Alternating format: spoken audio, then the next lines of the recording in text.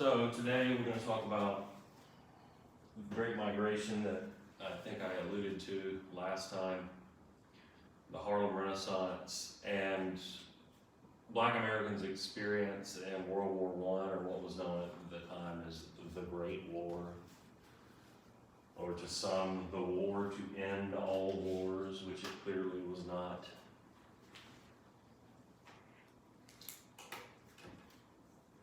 And we'll spotlight the Harlem Hellfighters there on the left, black soldiers who fought with great valor during the Great War. And we'll talk about some of the novelists, poets, visual artists like Aaron Douglas of the Harlem Renaissance period. But first, the Great Migration, meaning chiefly the great out-migration of millions of African Americans from the South, specifically to cities in other parts of the country. In the North, East, and the Midwest, in the West, we're talking about black people leaving the South in huge numbers for cities like New York, Philadelphia, Chicago, Cleveland, Cincinnati, St. Louis, Detroit, Minneapolis, Seattle, Los Angeles, Denver. Obviously, you're not listing these, nor should you be. I'm just saying that from the East Coast to the West Coast and everywhere in between, if we're talking about America's urban areas, black people are leaving the South and settling in those cities to find jobs, particularly during the Great War. And with no accident, the Great War is what we call a total war. It requires the total mobilization of your population for the war. That includes gearing your economy towards producing the things that you would need to win the war, from guns to vehicles to other weapons and ammunition and uniforms and so on. And so America's factories have to start churning that stuff out. Those factories need workers. Black people in the South know that, and they leave the Jim Crow, white supremacist South to take those factory jobs in these cities. Between 1915 and 1940, over 1.5 million black people left the South. To put it another way, in 1915, 90% of black Americans lived in the South. 1915, 90% of black Americans lived in the South. By 1940, that would be down to 77%. And then it's even lower by the 1960s after World War II, which we'll talk about. You've got companies at times sending out actual recruiting agents into the South to convince specifically black men to come north and take these factory jobs. Often they did so alone. Sometimes they did with family. Sometimes it was a matter of what we call chain migration, where they would go first, take the job, get secure, and family would come later. Now, of course, most black people remained in the South, some 6 million or so, and many opposed migration, for the South was home, flawed or not. And perhaps some of them realized that it's not as if you were going to leave the South for some city in the Midwest, Northeast, or West and find a racial utopia. When these people ended up in those places, they found out that racism and white supremacy were keenly American problems and not simply confined to the South. And so some fought against it, in fact. Some fought to keep people home. And of course, white people in the South who had business and industrial interests wanted to keep black people in the South working in their factories as opposed to elsewhere.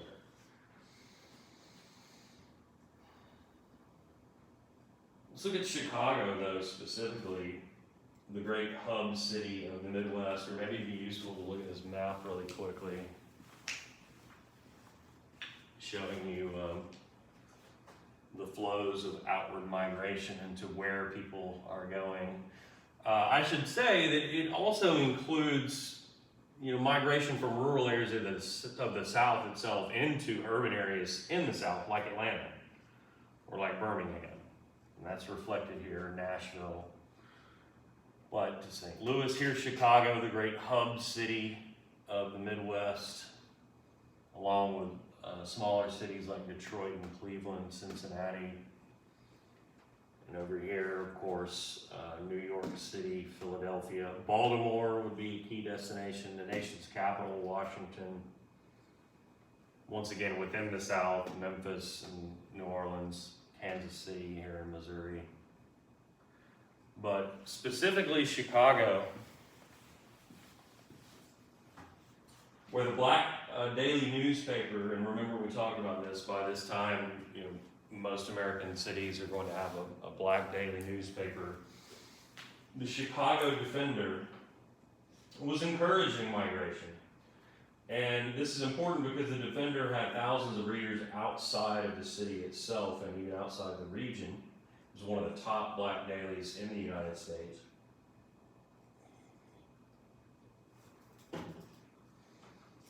So let's say you were wooed to the city by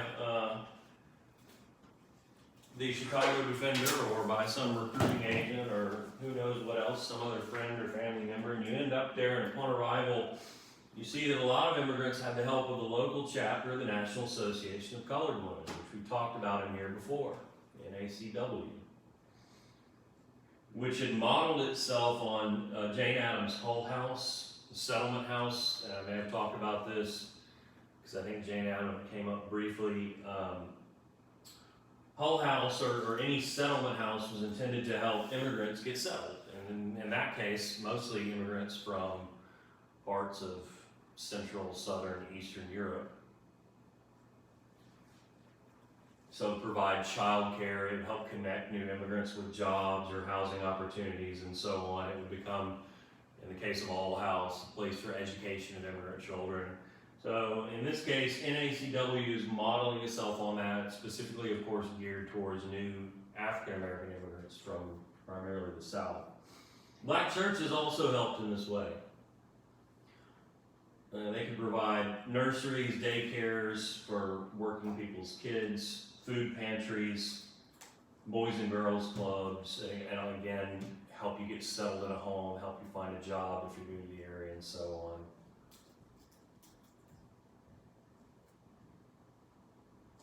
One interesting thing in that regard, the way that Southern blacks practiced their faith didn't quite fit in a lot of cases in the North, or in this case in the Midwest. It was a lot more of an emotional, liturgical experience, if you will. That is, your experience actually in church service was more focused on emotions and letting yourself be overcome by the faith or perhaps by the Holy Spirit. And services were tended to be more subdued in the North. Southern blacks were used to really impassioned sermons and the call and response of the sermon that mimicked the call and response of the chants in the fields. And the energetic hymns that they would sing, particularly if you were from one of the Pentecostal churches that had sprung up from what's known as the Holiness Movement. Over time, though, that experience would seep into the way that the faith is practiced in black churches of the North. And what else do you recall from last time, culturally speaking, that black people take with them when they migrate out of the South during this period? Jazz and blues. And that music will find its way certainly to Chicago and elsewhere. And if we're talking about the Christian faith, we can put those two things together and we see that gospel music emerges from Chicago during this time. Which is why we spotlight Mahalia Jackson.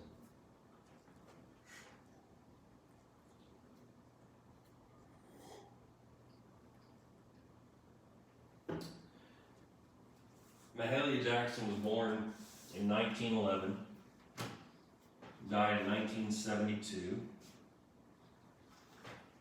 She grew up quite poor in a large family, unsurprisingly, in the city of New Orleans. If you know that her significance is in being a leading figure in the emergence of gospel music, which has roots in jazz and the blues and the Great Migration, it's no surprise that she's from the city of New Orleans. She grew up listening to blues singers like Bessie Smith and Ma Rainey, and ended up adopting their way of bending or coloring notes. You remember one of the things I talked about, it wasn't just like with the swing element of jazz where you didn't have to necessarily keep exactly on the beat. You could kind of swing into the back end of it. It's the same thing with the scales and the notes. With jazz and blues, you're not limited strictly to exactly what the scale would tell you the notes are supposed to be. And you could throw in what they would call a blue note here or there, or you could bend into or out of a note and make it your own. You could kind of personalize it, if you will. And you could emote. Again, I used that word last time.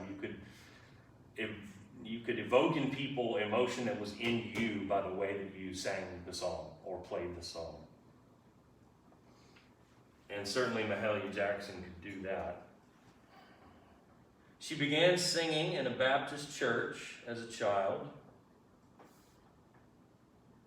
And at the age of 20 in 1931, she moved to Chicago and, of course, joins a local Baptist church there. Immediately offered a spot in the choir. And while there, she met a man named Thomas Dorsey.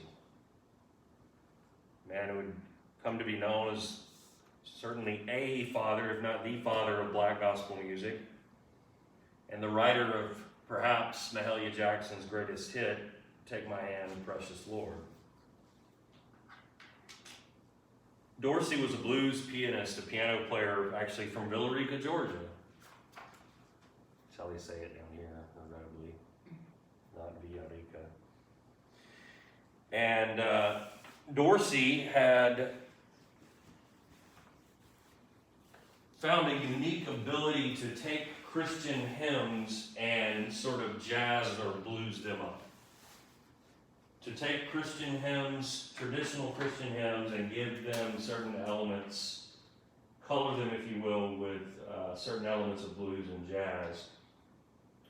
Of course, he moved to Chicago and began a career as a blues artist first, but he has what you might call I would call a nervous breakdown. His wife dies in childbirth, and his son dies 2 weeks later, which is, I think, anyone would agree enough to cause anyone to have a nervous breakdown or worse. But it was at that point that Dorsey committed himself to gospel music. This is one of the things he took comfort in his profound grief, as you can imagine. That is when he wrote Take My Hand, Precious Lord. In 1939, Mahalia Jackson began touring and singing singing Dorsey's songs, I should say, to great acclaim. Within a decade, she was playing Carnegie Hall, touring Europe, being hailed as the greatest gospel singer alive. She'd later go on to meet Martin Luther King, Ralph Abernathy, who we'll talk about, sing as part of multiple campaigns of King and Abernathy's Southern Christian Leadership Conference, which we will also talk about, including the Montgomery bus boycott and the March on Washington and Martin Luther King's funeral in 1968. She also mentored the great Aretha Franklin, who would take up her mantle as the great soul singer of America. Although Aretha Franklin, in her case, the music was more secular than gospel.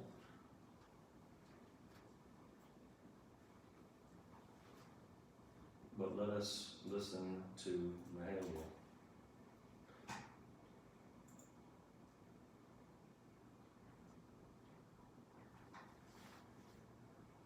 What the hell is Elvis doing on here? I mean, he did say on the gospel.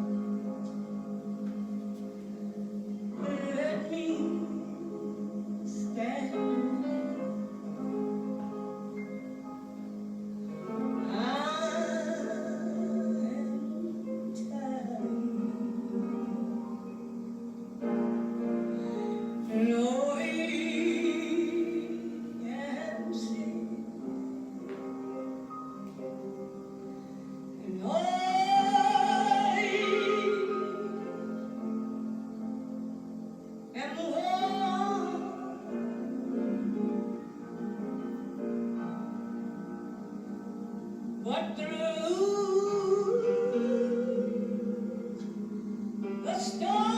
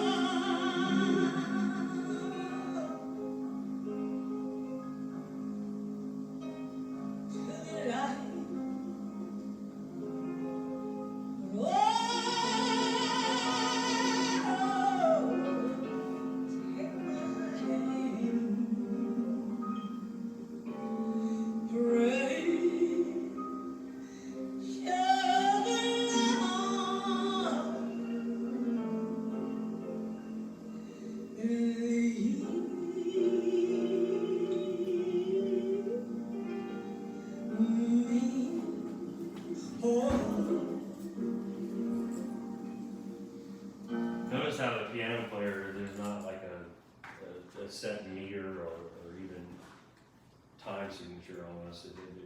They have to follow upon what the singer is doing. It's improvisational in that regard, so that's a bit of a jazz element to it, if you will. But let us move on. I alluded earlier to the fact that it's not as if people were escaping the Jim Crow South and finding some kind of racial utopia somewhere else in America. There's, of course, segregation, inequality, oppression throughout the United States.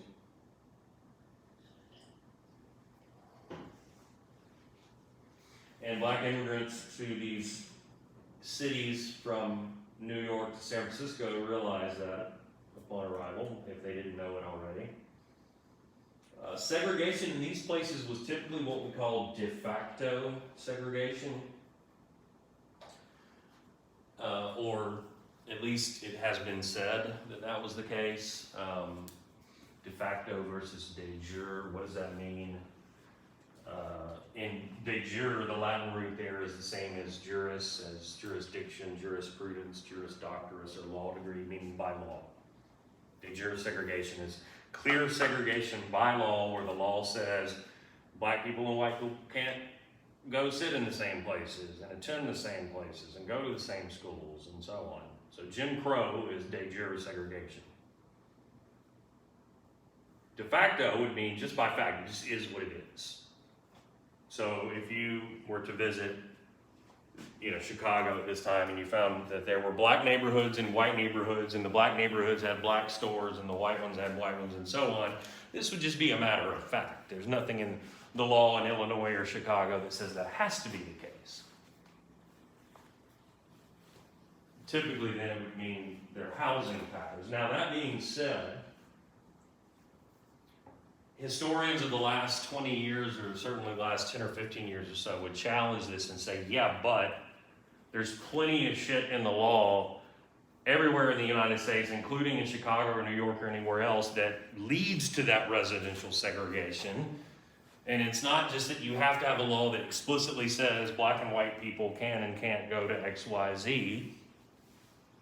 That there were policies of federal and state and local governments that led to that segregation, even if it wasn't so obvious as with Jim Crow. Does that make sense?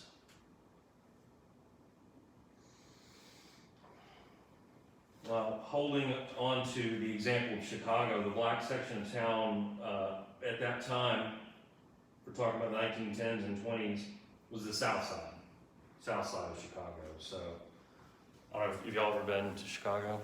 I want to say spring and then Corona started. Say again? I was going to go last semester for spring Yeah.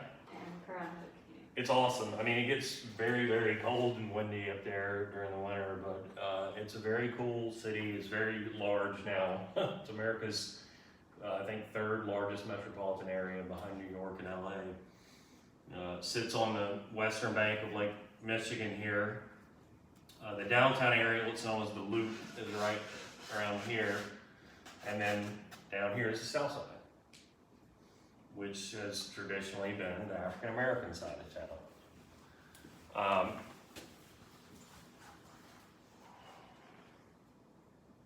By 1920, if we're measuring from 1910, so within that decade, the population of the south side had tripled, 300% growth, which strained an already inadequate housing market. It strained an already inadequate sewage system. Lighting, police protection were all inadequate to begin with. The public services were greatly strained by this massive in-migration of African Americans to the south side. And here again, we talk about that de facto wasn't really de facto. If black people tried to move into nearby neighborhoods that were a little better off or not as crowded, they met with both legal resistance and violence. Homeowners associations could refuse to sell homes to black people. Realtors could refuse to deal with black people if they were trying to get a home in a white neighborhood, etc. And between 1917 and 1921, just a 4-year period, there were more than 50 racially motivated bombings in the city. Oh, you got a family that thinks they're, uppity, middle-class black family, wants to get out of the south side and move into another neighborhood, a white neighborhood, go bomb their house and see if they think twice about it. But black communities developed, as in the South. Like we looked at Sweet Auburn in Atlanta, black business districts. The difference being that for the most part, blacks in Chicago and many of these other cities could, by this time, some of them anyway, vote. Whereas in the South, you had more or less complete disenfranchisement of black people. But in Chicago, at least on the South side, they could elect a black representative. And that representative is Oscar DePriest, who in 1915 becomes an alderman of the city, and in 1928 becomes the first black person since Reconstruction to be elected to the United States House of Representatives.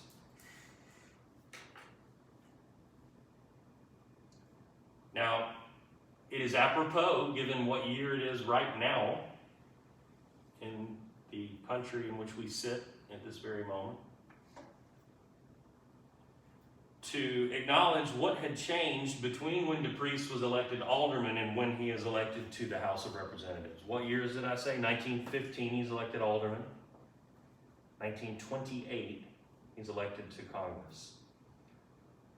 What happened between those 2 years that might have given Oscar DePriest a better ability to get elected to Congress or get more votes? What are we now celebrating the 100th anniversary of? A certain constitutional amendment that was passed in 1919 and ratified in 1920, 100 years ago.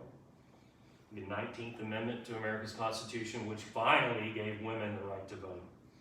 And so when Oscar DePriest gets elected to Congress, he has the benefit of not just the votes of black men, but black women too.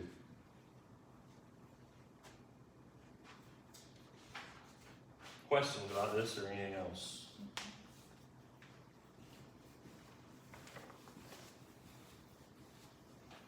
Well, then we pivot and talk about African Americans in the Great War, World War I.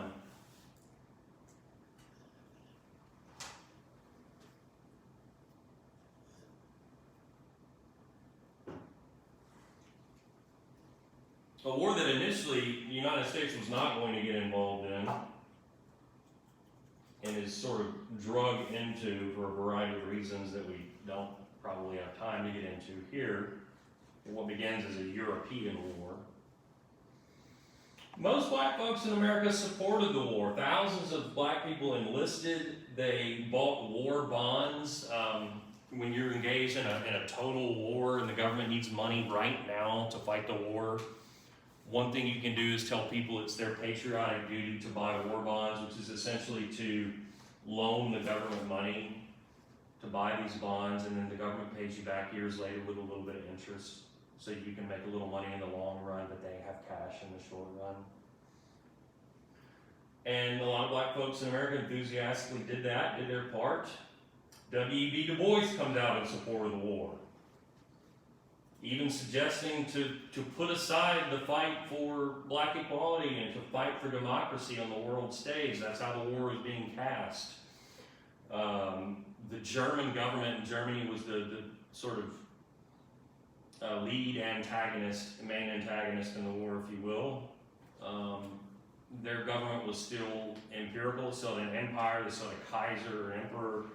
And so this was cast as, hey, we're the democratic republics fighting against these evil empires, fighting for democracy, even though that wasn't exactly what it was all about. Another individual of note that comes out against the war, though, is the socialist editor of a publication known as The Messenger and a key labor leader, that is a leader of organized labor unions, A. Philip Randolph.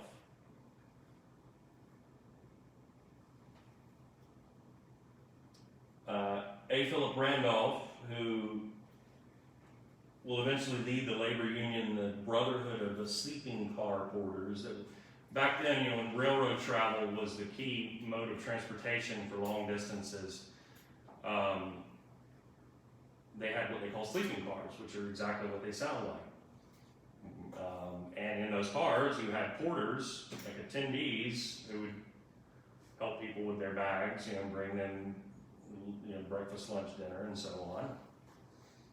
Many of these people were African American, and they unionized, and A. Philip Randolph was a leader of that union. He argues that this talk of a fight for democracy is hollow, it's bullshit. Especially when you consider that black people faced second-class citizenship at home in America. So he and others come out against the war, despite notables like Du Bois being for it. Regardless, 2.3 million black men registered for the draft. That is selective service, where you can be called up by the government to forced into service. 380,000 African American men served. Most, of course, were put into support units. But about 42,000 saw actual combat. The units were, of course, still segregated. All black units. Under pressure from the Chicago Defender and the NAACP, the Army did create 2 fully African American combat units. And notably this time, unlike in the case of the Civil War, about 1,000 black officers were commissioned, even though they continued to face insubordination from white troops, discrimination from the Army itself, and so on. This would include the 369th and the 370th Chicago units. We're going to look at the 369th, obviously New York, and the 370th Chicago.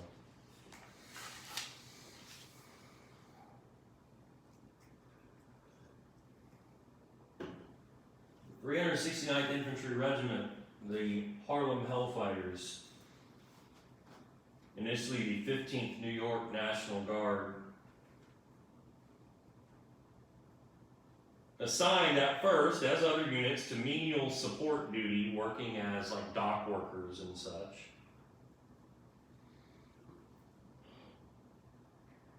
But they pushed and they pushed and they pushed, and they said, we are infantry, we are soldiers, we are supposed to fight, we want to fight for our country, we will fight with great valor.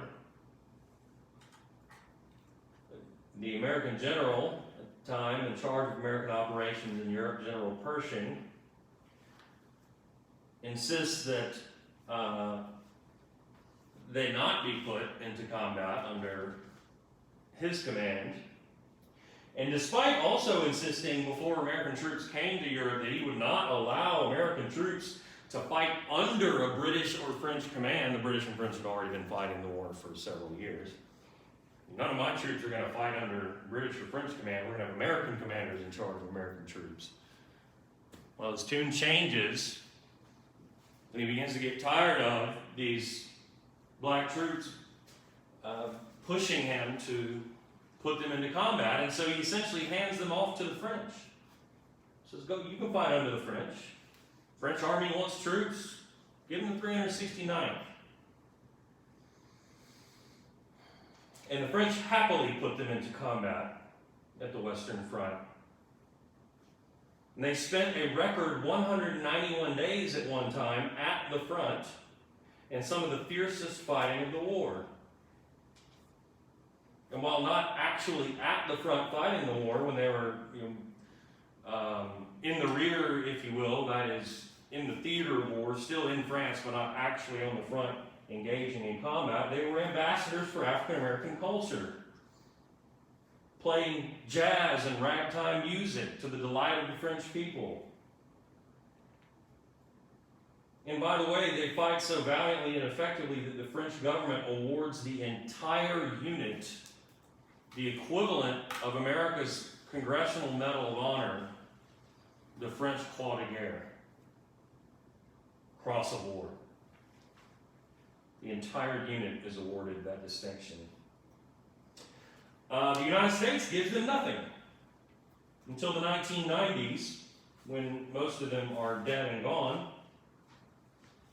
They are awarded Medal of Honor and the Legion of Merit, a few of them, not the whole unit. Posthumously, that is after they're gone. They weren't even given a victory parade. They had to hold their own in Harlem. I'll skip it for now, but if you follow that link, there's a short little history of this unit on YouTube.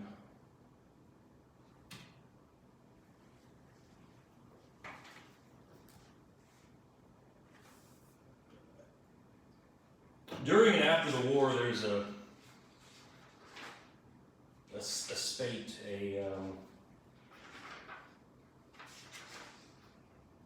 uptick in a sweeping across the country of anti-black violence.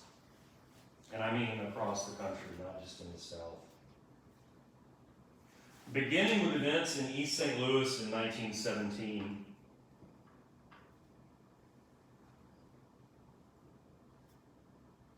a local aluminum company there in East St. Louis had hired 470 black workers while white workers were on strike. This tends to happen, or tended to happen back then. If you have workers who organize into a union, union's best tool to get the company to consider their concerns is to go on strike, to refuse to work, right? And typically this would be accompanied by demonstrating outside of a factory or plant or whatever. But what can happen, the company, especially if there's a time of high demand for labor, as when you're engaged in a total war, or I should say, when there's a high supply of labor too, when there's an ample supply of labor would be the key. Meaning, if there's a ton of people who want to work and are willing to work and able to work, and there's maybe even a lot of people out of work, then you can just go hire other people, right? You know, these striking people don't want to work, they're complaining about their wages or conditions. What about you people? You want to work for these wages? Sure. And when those workers come in and take the jobs of the striking workers, they're known as scabs. Only in this case, there's the racial element, and that most of the striking workers are white and the scabs are black. And a group of the striking workers associated with the discriminatory, at that time, American Federation of Labor, or AFL, attack not just the scabs, but any and all black people in the whole damn town. A group of white people pulled a drive-by at one point, drive-by shooting of a random black person, and when black people retaliated, as they often would do at that time, they accidentally killed 2 plainclothes policemen, which caused more reprisal violence from white people and black people, against black people in the community. In the end, 125 black men, women, and children had been tortured and killed, black neighborhoods having been destroyed at the same time. Similar events unfolded across the country, culminating in violence so bad in the summer of 1919 that that summer was dubbed the Red Summer by James Weldon Johnson, who was then a field secretary for the NAACP.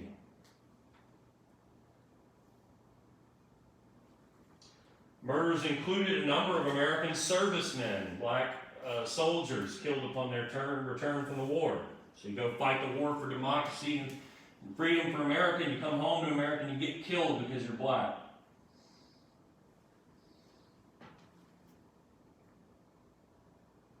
Perpetrators of these kinds of crimes included a revived Ku Klux Klan.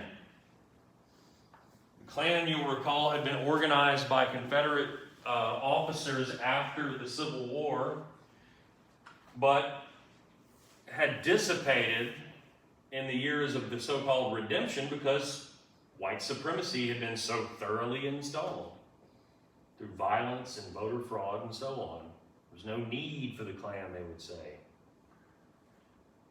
Well, by 1915, some of these individuals felt there was a need for the Klan. Because black people feel like they're fighting against and starting to tear down some of that white supremacist wall. And so at Stone Mountain, right down the road from here, in 1915, a group of angry white men gathers atop that mountain and commits to reorganizing and reinvigorating the Ku Klux Klan. Inspired by the film Birth of a Nation, which glorified the first version of the Klan and how it supposedly restored law and order to America at the time of lawless black Reconstruction.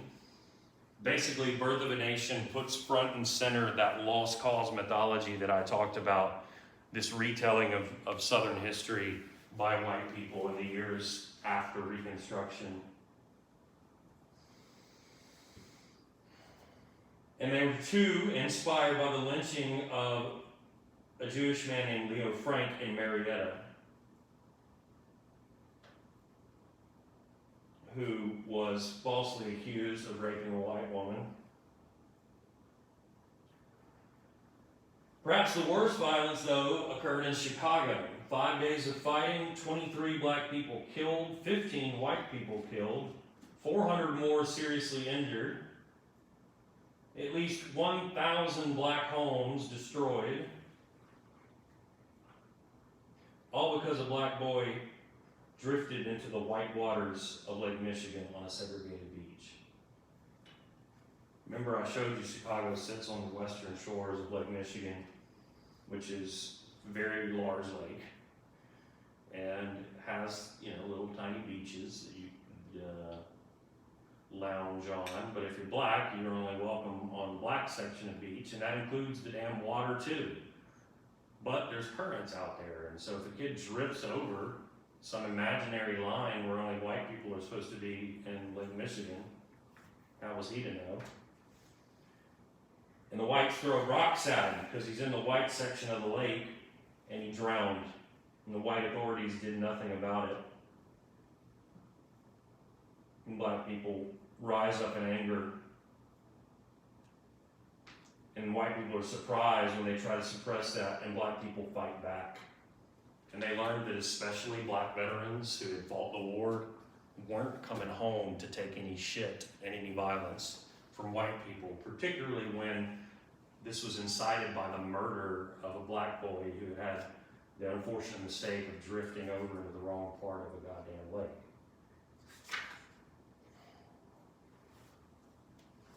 Questions about any of this? Let me check something real quick before we continue.